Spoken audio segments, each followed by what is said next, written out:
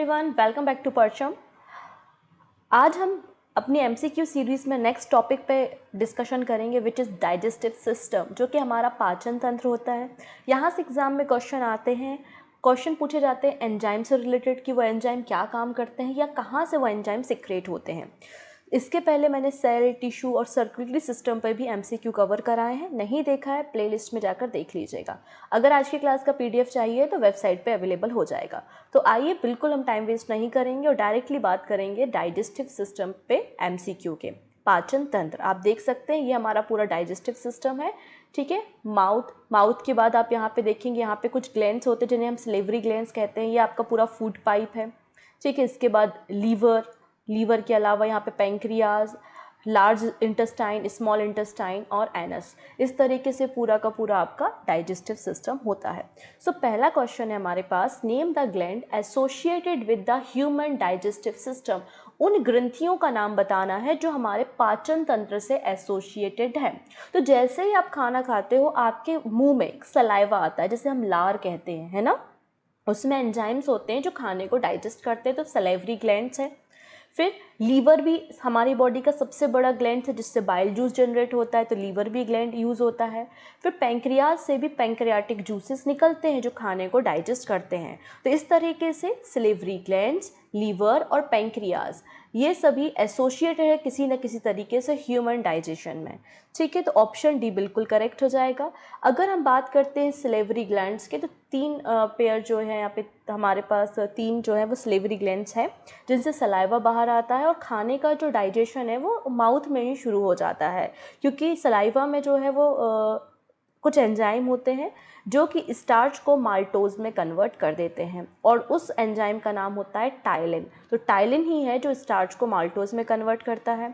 हमारे खाने को लुब्रिकेशन प्रोवाइड करता है, ड्राई खाने को थोड़ा सा लिक्विड फॉर्म में कन्वर्ट कर देता है जिससे उसको आपको डाइजेस्ट करने में आसानी हो। हमारे दांत को, टंग को क्लीन करने में मदद करता है, और खाने को टेस्टी, हमें टेस्ट फील हो, है ना, डिलीशियस फील हो खाना, उसमें भी मदद करता है हमारा सलेवरी ग्लैंड जिससे सलाइवा रिलीज होता है। ठीक है, इसके बाद लीवर लार्जेस्ट ग्लैंड है ह्यूमन बॉडी का। जनरली इसका वेट 1.6 kg होता है, और हमारे डायफ्रेम के नीचे जो है right side upper abdominal cavity में आपको लीवर देखने को मिलेगा। लीवर हमारी बॉडी का, हमारी ह्यूमन बॉडी का एक्सपेरिमेंटल सिस्टम या लेबोरेटरी कहलाती है। ठीक है, लीवर एक ऐसा ऑर्गन होता है जो कि सेल्फ रिप्रोड्यूस हो सकता है, मतलब आधा लीवर अगर किसी को काट के दे दिया जाए तो बचा हुआ लीवर वापस से खुद को रिप्रोड्यूस कर लेगा।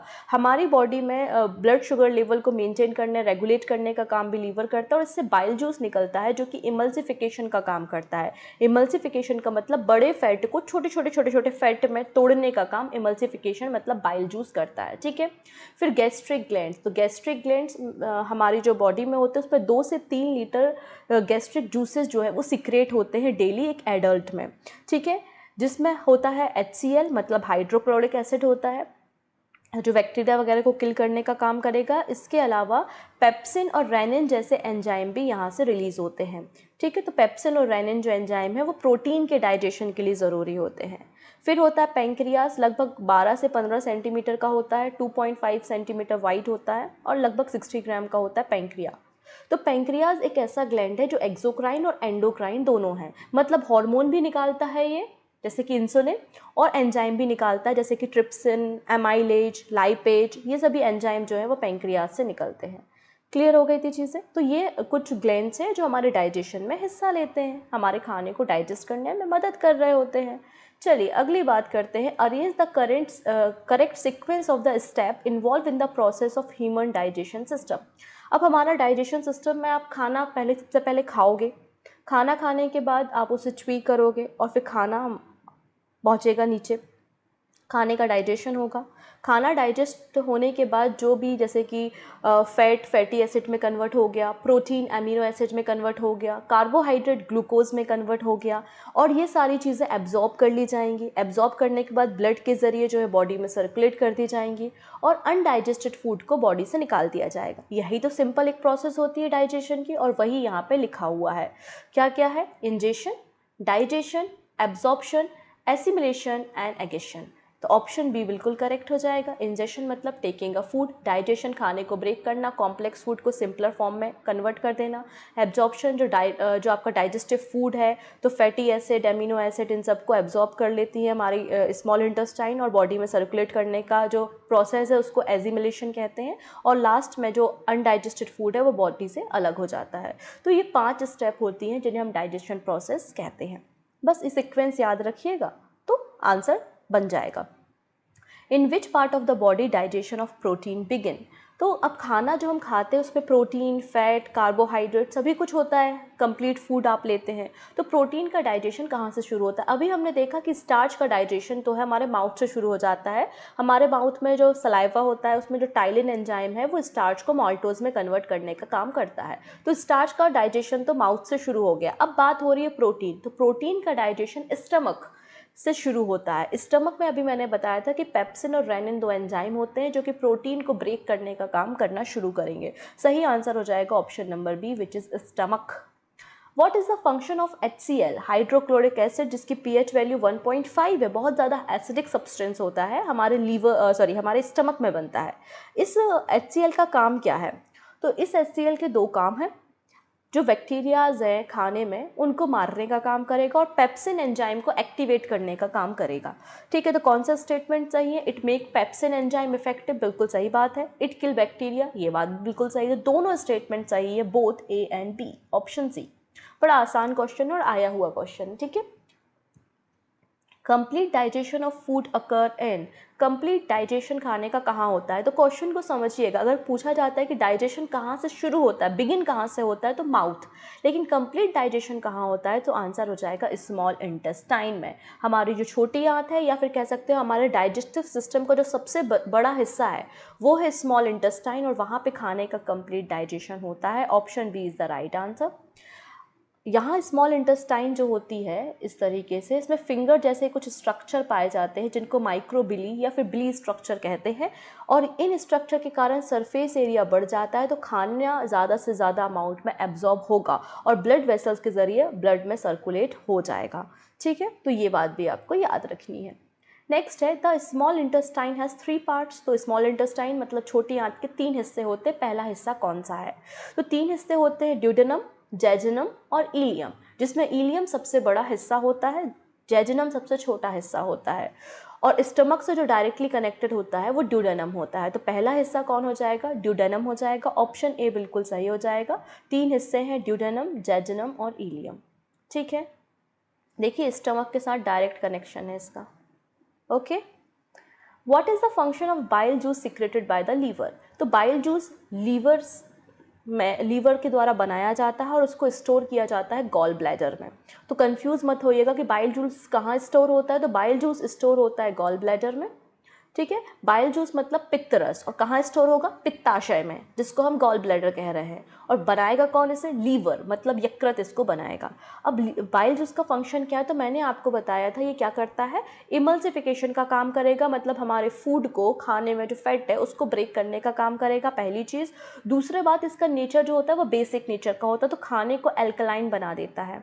ठीक है, क्योंकि स्टमक में एसिड था, HCl मिला, अब इसे एल्कलाइन बनाने की ज़रूरत है, तो ऑप्शन ए करेक्ट हो जाएगा। It makes the food alkaline. Option A is the right answer. In which part of our body food get absorb? अब खाना आपने खाया, खाना डाइजेस्ट हुआ, अब डाइजेस्ट होने के बाद फैट फैटी एसिड में, कार्बोहाइड्रेट ग्लूकोज में, प्रोटीन अमीनो एसिड में कन्वर्ट हो गया। अब इस खाने को एब्जॉर्ब करना है, तो खाने का कंप्लीट डाइजेशन एंड एब्जॉर्प्शन दोनों चीज़ें स्मॉल इंटेस्टाइन में होती हैं, तो ऑप्शन ए करेक्ट हो जाएगा। यहाँ पे फूड की जगह अगर वाटर और सॉल्ट लिख देता तब आपका आंसर लार्ज इंटेस्टाइन हो जाता। बात समझ में आ रही है? फूड का एब्जॉर्प्शन स्मॉल इंटेस्टाइन में होता है, फिर बचा हुआ जो पानी और सॉल्ट है थोड़ा बहुत, तो वो लार्ज इंटेस्टाइन में इसको एब्जॉर्ब कर लिया जाता है। ऑप्शन ए करेक्ट हो जाएगा। नेक्स्ट है इंट्रोकिनाइंस हेल्प इन कन्वर्जन ऑफ। इंट्रोकिनाइंस का क्या काम होता है, ये क्या करता है? तो हमारा जो पैंक्रियाज होता है, पैंक्रियाज में आपके कुछ एंजाइम्स होते हैं जैसे कि ट्रिप्सिन, एमाइलेज और लाइपेज। अब ये लोग क्या करते हैं अभी हम देखेंगे। तो यहाँ पे जो ट्रिप्सिनोजिन है उसको ट्रिप्सिन में कन्वर्ट करना का जो काम है वो एंट्रोकिनिन्स करते हैं, तो ऑप्शन बी करेक्ट हो जाएगा यहाँ पर। ठीक है। नेक्स्ट है, this is important I think, लिखा हुआ है चाइमोसिन इज़ ऑल्सो नोन एज, इसको किस नाम से जानते हैं, तो इसको रेनिन नाम से जानते हैं। मैंने थोड़ी देर पहले बताया था कि स्टमक में पेप्सिन और रेनिन होते हैं जो कि प्रोटीन का डाइजेशन करते हैं, ठीक है। लेकिन रेनिन सभी लोगों के शरीर में नहीं होता है, हमारे शरीर में रेनिन नहीं मिलेगा, हमारे शरीर में पेप्सिन मिलेगा प्रोटीन के डाइजेशन के लिए।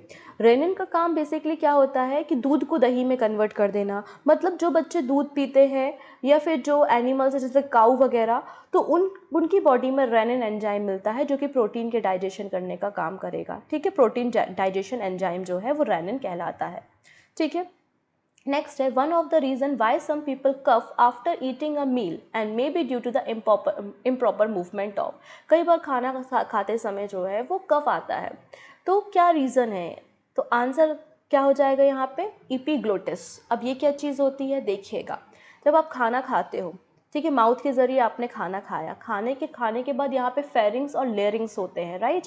और फेरिंग्स जो होता है वहाँ से दो रास्ते जाते हैं, एक फूड पाइप जाता है और एक विंड पाइप जाता है। तो कई बार खाना गलती से फूड पाइप की जगह कुछ पार्टिकल विंड पाइप में चले जाते हैं, तो हमें हिकअप्स आना शुरू होते हैं, है ना। और यही आपका जो फूड पाइप है आपके इसोफेगस के साथ कनेक्टेड होती है, और यहाँ पर एक फ्लैप होता है, मस्कुलर फ्लैप, ठीक है, जिसको हम इपीग्लोटिस के नाम से जानते हैं। और यही इपीग्लोटिस जो है वो लेरिंग्स को प्रिवेंट करता है कि उसमें खाना एंटर ना करे, ठीक है। तो जब इसका इम्प्रॉपर मूवमेंट होता है तो कई बार खाना खाते समय माउथ में कफ आता है, तो आंसर हो जाएगा epiglottis. Option D is the right answer. Next है, an infant feeding entirely on mother's milk passes stools that are colored yellow. What is the reason for it? अब बच्चे जो छोटे बच्चे होते हैं वो माँ का दूध पीते हैं और दूध का कलर तो सफ़ेद होता है, लेकिन जब वो स्टूल पास करते हैं तो उसका कलर जो है वो येलो होता है, क्यों? सो आंसर इसका बड़ा सिंपल है, जो बाइल जूस होता है तो उसमें जो बाइल पिगमेंट होते हैं ना वो येलो कलर के होते हैं। तो बच्चा भले दूध पिए या कुछ भी खाए, है ना, तो लीवर में तो बाइल जूस बनेगा, वो खाने में मिक्स होगा और जो स्टूल होगा उसको येलो कर देगा। तो आंसर हो जाएगा option number B, bile pigment, ठीक है, जो कि लीवर में बनता है और गॉल ब्लैडर में स्टोर होता है और सिक्रेट कहाँ होता है, ड्यूडेनम में। और ड्यूडेनम किसका हिस्सा होता है, स्मॉल इंटेस्टाइन का हिस्सा होता है। The enzyme present in pancreatic juice are, अब पैंक्रियाज से पैंक्रियाटिक जूस निकलते हैं और उस पैंक्रियाटिक जूस में 3 एंजाइम होते हैं, ट्रिप्सिन, लाइपेज और एमाइलेज, 3 एंजाइम, ऑप्शन बी। अब इनका काम क्या होता है, तो ट्रिप्सिन प्रोटीन के डाइजेशन का काम करता है, ठीक है। लाइपेज बाइल जूस के साथ मिलके फैट को डाइजेस्ट करेगा और फैटी एसिड में कन्वर्ट करेगा, जबकि एमाइलेज जो है वो स्टार्च को ग्लूकोज में कन्वर्ट करता है। तो प्रोटीन का डाइजेशन ट्रिप्सिन, लाइपेज फैट के साथ और एमाइलेज आपके क्या बचा, कार्बोहाइड्रेट या स्टार्च के साथ, ठीक है, ऑप्शन बी।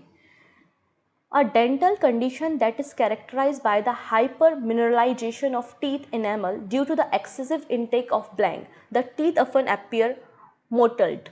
तो ऐसा कौन सा मिनरल है जिसके एक्सेसिव इंटेक के कारण जो इनेमल लेयर है वो ख़राब हो जाती है और बहुत सारे स्पॉट्स देखने को मिलते हैं दांतों में, और इनेमल जो होती है वो हार्डेस्ट सब्सटेंस भी होता है, राइट। तो आंसर हो जाएगा फ्लोरीन या फिर fluoride, option C is the right answer, ठीक है।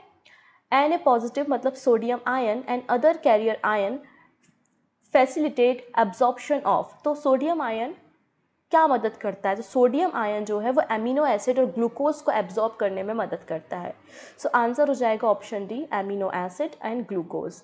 एमिनो एसिड कैसे बनेगा, जब प्रोटीन डाइजेस्ट होगा। ग्लूकोज कैसे बनेगा, जब स्टार्च या फिर कार्बोहाइड्रेट का डाइजेशन होगा। What is the following is synthesize and store in the liver cell, इनमें से कौन सी चीज़ है जो लीवर सेल में स्टोर होती है। जैसे कि प्लांट्स है, प्लांट्स भी खाना बनाते हैं, प्लांट्स भी खाना खाते हैं, एनर्जी को यूज़ करते हैं, बचा हुआ खाना स्टार्च के फॉर्म में स्टोर कर देते हैं। वैसे यहाँ पे हमारा जो खाना है वो ग्लाइकोजन के फॉर्म में स्टोर होता है। Option number C is the right answer, तो सी करेक्ट हो जाएगा। अब इनमें से कौन सा स्टेटमेंट सही है लीवर के रिगार्डिंग, तो लीवर डिटॉक्सिफिकेशन ऑफ ब्लड, तो ब्लड का डिटॉक्सिफिकेशन करने का काम करता है। आप लोगों ने सुना होगा, बोला जाता है कि ज़्यादा अल्कोहल कंज्यूम नहीं करना चाहिए, लीवर ख़राब हो जाता है, क्योंकि लीवर में हेपेटिक सेल होती हैं जो कि हमारी बॉडी के ब्लड में या बॉडी में जो भी टॉक्सिक सब्सटेंस है उनको हटाने का काम करती हैं। मरती हैं, बनती हैं, मतलब इनका कार्यक्रम चलता रहता है। लेकिन जब कोई व्यक्ति ज़्यादा अमाउंट में अल्कोहल या टॉक्सिक सब्सटेंस को कंज्यूम करता है तो उतनी अमाउंट में हेपेटिक सेल बन नहीं पाती और अपना काम नहीं कर पाती, जिसके कारण लीवर डैमेज हो जाता है, राइट। तो बिल्कुल सही बात है, डिटॉक्सिफिकेशन ऑफ ब्लड का काम तो लीवर करता है। प्रोडक्शन ऑफ बाइल, अभी हमने देखा कि बाइल जूस को प्रोड्यूस करने का काम भी लीवर करता है, जबकि गॉल ब्लैडर इसको स्टोर करता है। Production of urea from amino group and ammonia, बिल्कुल सही बात है, एमिनो एसिड को यूरिया में कन्वर्ट करने का काम लीवर करता है, जिसे हम यूरिया साइकिल कहते हैं। इस बात को हम अपने एक्सक्रीटरी सिस्टम के एमसीक्यू सीरीज में वापस से डिस्कस करने वाले हैं। तो कौन सा स्टेटमेंट सही है? तो तीनों के तीनों स्टेटमेंट सही हैं। इस क्वेश्चन में बहुत सारे लोग कंफ्यूज होते हैं कि यूरिया साइकिल कहाँ पर होती है। तो यूरिया साइकिल, लोगों को लगता है यूरिया यूरिन का रिलेशन तो किडनी से है, किडनी आंसर कर दो, बिल्कुल गलत बात है। लीवर में यूरिया साइकिल होती है और यूरिया साइकिल का मतलब होता है एमिनो एसिड का यूरिया में कन्वर्ट किया जाना, ठीक है। अमोनिया का यूरिया में कन्वर्ट किया जाना। ऑप्शन डी बिल्कुल करेक्ट हो जाएगा। The disease cause due to the deficiency of nicotinic acid is, nicotinic acid की डिफिशियंसी या कमी के कारण कौन सी डिसीज होती है? तो बड़ा आसान प्रश्न है, लेकिन ये टर्म जो लिखा है वो गलत लिखा हुआ है। गलत इन द सेंस, इस शब्द को आपने नहीं सुना होगा, लेकिन अगर मैं बोलती कि विटामिन B3 की कमी से कौन सी डिसीज होती है तो फटाक से आप आंसर कर देते। विटामिन B3 को नियासिन कहते हैं और इसकी डिफिशियंसी से प्लेग्रा होता है, ठीक है, और उसको ही हमने निकोटिनिक एसिड नाम दिया है, ठीक है, नियासिन से। अब consider the following statement, large intestine is made up of colon, caecum and appendix and rectum. Material in large intestine in indigestible residue, it perform microbial fermentation. कौन सा स्टेटमेंट फॉल्स है? तो जैसे कि स्मॉल इंटेस्टाइन के 3 हिस्से थे, duodenum, jejunum और इलियम, वैसे लार्ज इंटेस्टाइन के भी कुछ हिस्से होते हैं, कोलम, सीकम, अपेंडिक्स और रेक्टम। इंसानों में सीकम और अपेंडिक्स नहीं होता, इंसानों में कोलन और रेक्टम होता है, ठीक है। अपेंडिक्स खत्म हो चुकी है, लेकिन कई बार आपने सुना होगा लोगों को पेट में दर्द हो रहा है, अपेंडिक्स की नस बढ़ गई है ना, ये सब खत्म हो चुके हुए अंग हैं हमारे। तो कोलन और रेक्टम, ठीक है, मतलब लेकिन ये चारों हिस्से तो हैं।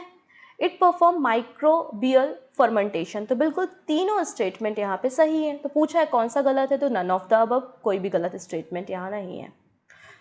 विच portion of stomach open into small intestine, अभी मैंने बताया कि ड्यूडेनम का कनेक्शन स्टमक के साथ होता है और स्टमक का जो मुंह है वो ड्यूडेनम से कनेक्ट होता है, तो स्टमक से ज़्यादा खाना ड्यूडेनम मतलब स्मॉल इंटेस्टाइन में आता है। तो उस हिस्से को क्या कहते हैं? तो देख लेते हैं, उस हिस्से को हम क्या कहेंगे? पाइलोरिक पोर्शन कहेंगे। एक गेटवे है जो स्टमक और स्मॉल इंटेस्टाइन को जोड़ने का काम करता है, पाइलोरिक पोर्शन। क्लियर? तो ये कुछ क्वेश्चन है जो प्रीवियस ईयर एग्जाम में पूछे भी गए हैं। आई थिंक आपको पूरा डाइजेशन सिस्टम समझ में आया होगा। याद रखने वाली बातें केवल इतनी सी हैं कि खाने का डाइजेशन माउथ से शुरू होता है। माउथ में 4 प्रकार के टीथ होते हैं, कैनाइन वगैरह वगैरह आपने पढ़ा होगा, मैंने सिखाया हुआ है, और उन पे इनेमल की लेयर होती है, ये बात भी हमने डिस्कस की थी। फिर लेरिंग और फेरिंग्स होते हैं, लेरिंग्स में वॉइस बॉक्स होता है। फिर फूड पाइप से खाना स्टमक में रेनिन, पेप्सिन और HCl को याद रखेंगे आप। फिर आपका स्मॉल इंटेस्टाइन ड्यूडेनम, जेजुनम और इलियम, ठीक है। विली स्ट्रक्चर उसका हो गया। पेंक्रियास से पैनक्रेटिक जूस आ गए, ट्रिप्सिन, लाइपेज और एमाइलेज। लीवर से बाइल जूस आ गया, बाइल जूस स्टोर होता है गॉल ब्लैडर में।